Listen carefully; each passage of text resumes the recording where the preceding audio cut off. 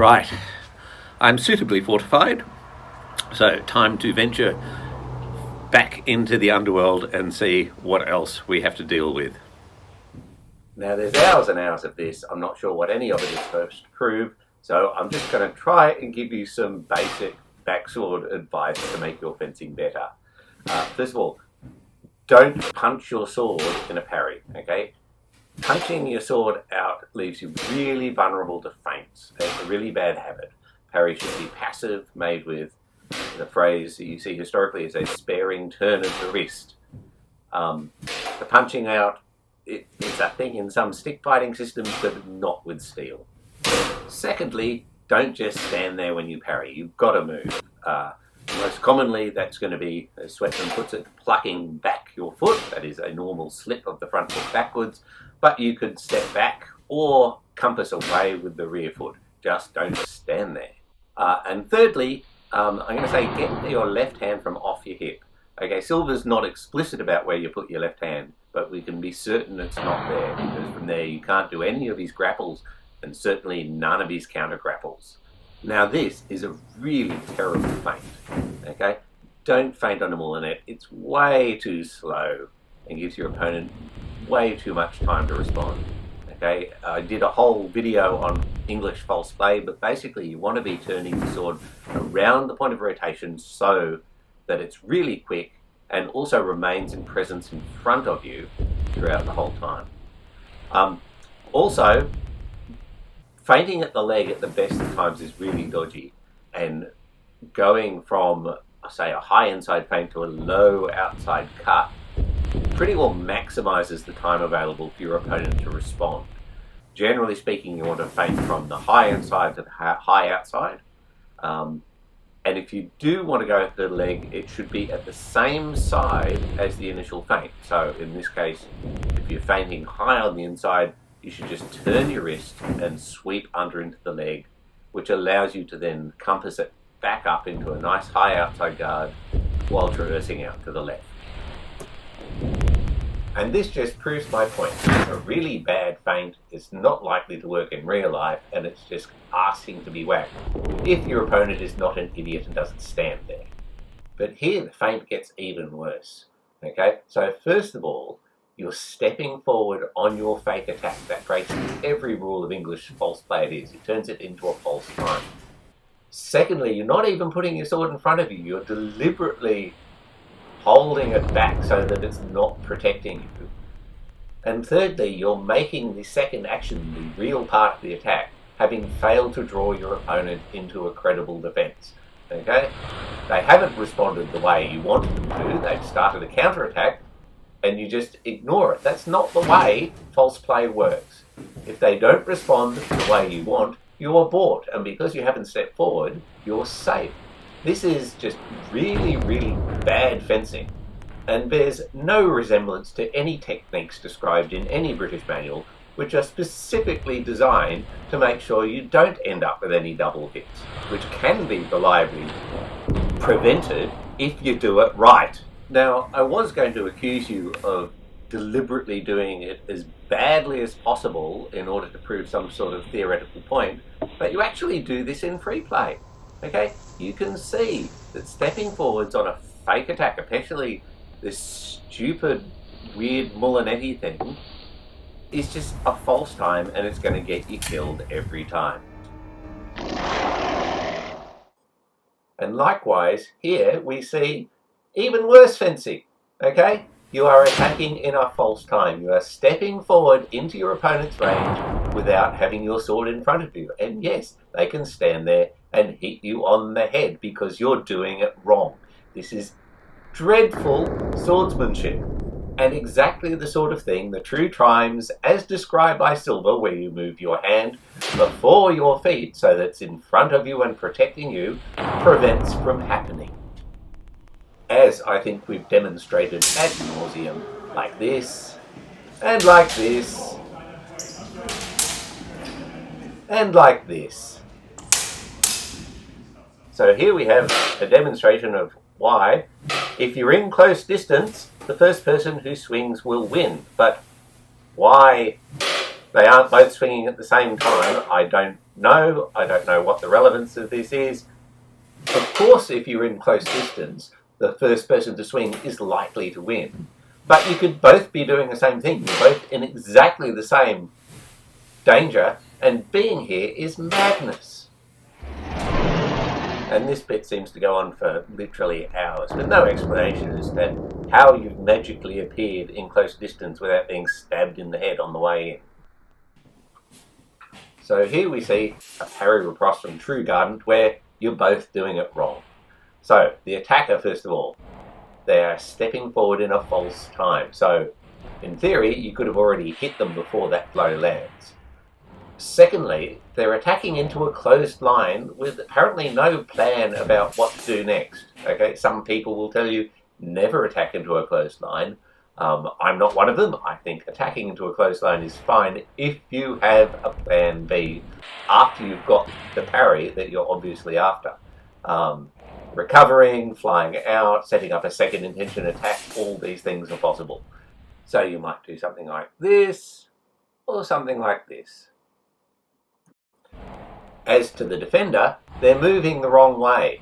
Okay, so Silver is explicit that in Garden you make all your gatherings to your opponent's right-hand side in order to choke the blow up before it's in its full force. So it should look like this, and by moving left to choke the blow up, it also gives you access to the grapple Silver describes like this. If you can't do that, slipping straight back on a normal kind of slip is fine. That will keep you safe as well. But moving away to the right in this way is really bad. The attacker, if they've got their wits about them, can throw their point, roll it into an imbricata thrust, which will come either inside or outside your blade because you've lost the true cross. So don't step away to the right, don't run away from the attack because it's really dangerous. So all we see here is yet more bad backsword fencing. Now, I'm not sure what any of this is supposed to prove. You're standing in close distance with your sword in the center line, striking directly into a closed line yet again. Okay?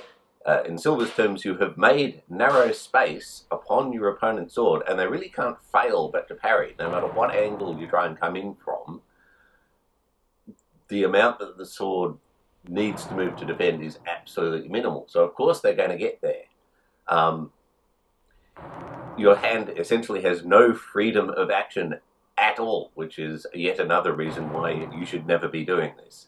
If you are standing at proper wide distance, I prefer sword foot back when I'm in open for precisely the reason that it gives you much more freedom of action. Your sword can come in from a much greater variety of angles with a much greater variety of attacks. Plus, of course, you can actually step sideways around your opponent as you're attacking and make them work a lot harder to get their defense up than this, where you've basically made the parry for them. And this section, strangely labelled True Times Attacks, is not an attack. You're not attacking. You're swinging your sword out of distance at the other person's sword. That's not an attack. Here we see something called False Times Attacks, which is much the same except on a step. But again, not an attack, just swinging at the other person's weapon. I guess this is supposed to prove that the slower you swing at the other person's weapon, the more chance they have of getting out of the way. But it still doesn't answer the question about what you do if they're not stupid enough to stick it out there for you to play with it. So, to summarise, what we've seen so far is a series of theoretical actions which are all pretty much the same. They involve swinging the sword in the time of the hand, followed as a separate action, a separate tempo, with a lean or a step forward, presumably into your opponent's distance without any form of defence in front of you, which is madness. But you're unable to demonstrate, even just as a static demonstration, anything that vaguely resembles that. Okay? We get the same thing over and over. A beat against an extended point, which is fine if somebody is stupid enough to stick their point out, which they shouldn't be doing if they're doing Silver, followed by a normal attack with the hand moving in front of the feet at the speed of the feet into distance to strike your opponent, which has nothing to do with the whole swing first and step afterwards. It's not done in the time of the hand. There is plenty of time for the defender to defend themselves after you've done your beat, because you're stepping forward in the time of the feet in the normal manner. You know, I'm seriously flummoxed. Can you just not see what it is that you are actually doing and how it bears no resemblance to this everything must be done at the speed of the hand bullshit? And not one single example of how you're supposed to attack against somebody who is not an idiot sticking their sword out in an imbricata. Then we get to the free play, of which there's hours and hours, and honestly I'm not going to go through it all because this video is already far too long. But what do we learn? Well, we learn that the action of swinging your sword through and then stepping into your opponent's range gets you killed. The action of doing a weird whirly pretend attack, not protecting yourself and stepping forward into your opponent's range gets you killed. And not swinging your sword, just stepping forward into your opponent's range gets you killed. And these gets you killed for all the same reasons, because it's all false times. That said, we also see some good successful attacks made stepping forward with the feet in the normal manner, striking to things like the arm, which is pretty well exactly the way we demonstrated. We see attacks on the pass from open fight, which are defended by the defender stepping away to the right and countercutting with opposition, which should be pretty freaking familiar because that's what we showed on the last video. Against the same attack, we see a parry riposte from True Gardant, which, apart from the fact you're moving the wrong way, is okay. We see slipping back out of the range of an attack and countercutting at the extended target, that is the arm. So in that second one, I think they might have hit, but nonetheless, again, what we demonstrated. And we even see an imbricata delivered in the time of the hand, body, and foot stroke feet, drawing a low parry, allowing you to cut over the top, which is exactly what we demonstrated in the last video. We see some stuff that's definitely not silver, but more like later broadsword, with extended hanging and outside guards, which is fine, and honestly, the guy in the blue jeans is quite good, and that's a nice attack. But then there's interminable hours of this. So having figured out that stepping forward without swinging gets you hit, there's just lots of swinging without stepping forward, which means you're never close enough to hit anything. I've got to admire your stamina, but honestly, you have to see that if you don't step on your attack, you're never going to be in range to hit your opponent. And if you're going to step forward, your sword must move first and land at the same time as your feet, because you can stand there and swing out of distance all day, but not until you step forward will you ever hit the opponent, just like that. And in fact, in this particular case, you did a freehand redirection. You started your attack, extending to the inside and rolling to the outside, drawing a high outside parry, and realizing that because Blue Jeans hadn't slipped his leg, you could change the attack to a low line and hit him. So maybe there's hope for you after all. So in that spirit, let me give you some advice, okay? So first of all, you're holding your Gardant arm way too forward. This sort of thing will happen a lot less if you keep it more tucked in. Your hands are also way too far forward when you're in an open fight, which makes this sort of thing easy, and you're not dropping your hilt. You're attacking, as Silver would say, round like a wheel rather than dropping the hilt to make a straight line.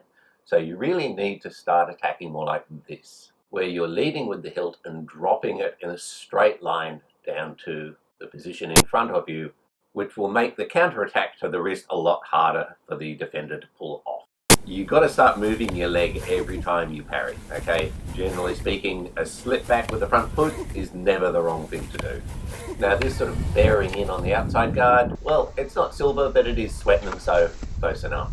And the person who's being hit here gets hit by this technique a lot. Okay, so when this happens, you've got to seed. So you know how the Germans say, meet strength with weakness? They're actually right about that in this case. What you need to do is when you feel the pressure, instead of resisting, you go soft, lift your hilt and drop your point and seed into what in this case would be a hanging guard. We've talked about this one. Don't move right when you're in garden, traverse to the left.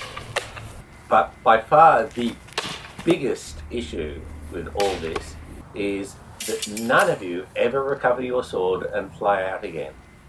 You make an attack, and when it's parried, you just stand there and let the other person hit you. And a lot of that has to do with the very linear steppy footwork, which makes you very immobile. But even then, you could at least make some sort of an effort to protect yourself. As Silver says, you attack with a twifold mind. As you have a mind to go in, you have a mind to go out, and you should strike and fly out upon your ward. What does that look like? Well, it looks like this, where you cut through with your sword so you can roll it back up into garden, and notice the triangle stepping, which helps you get away at a different angle and speeds up your recovery. If you attack to the other side, you do pretty much the same sort of thing, stepping away at a different angle and rolling into garden.